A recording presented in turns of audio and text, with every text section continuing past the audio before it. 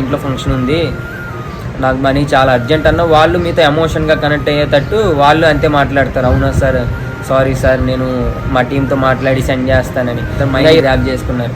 App చేసుకోండి sir, మీ amount ఎలాగో మా అకౌంట్లో 50,000 ఉన్నాయి, ఆ 50,000 డబల్ చేసుకోండి, 2 రోజుల తర్వాత మళ్ళీ మీ అకౌంట్కి వచ్చేస్తాయి అనేసరికి ₹1,00,000 కొట్టేద్దాం అనే ఆలోచనలో ఇన్వెస్ట్ చేసేసాడు.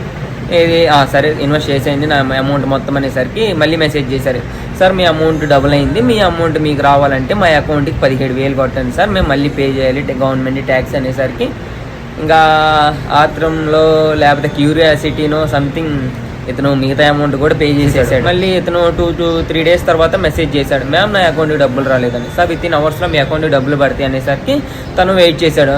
తనకి పడ్డాయి 10,000 పడ్డాయి అకౌంట్కి. మ్యామ్ నా అకౌంట్కి 10,000 వచ్చింది అని చెబితే, సార్ మేము సెండ్ చేస్తాం, కొన్ని ఇష్యూస్ ఉన్నాయి, ఆ ఇష్యూస్ క్లియర్ చేసుకొని మేము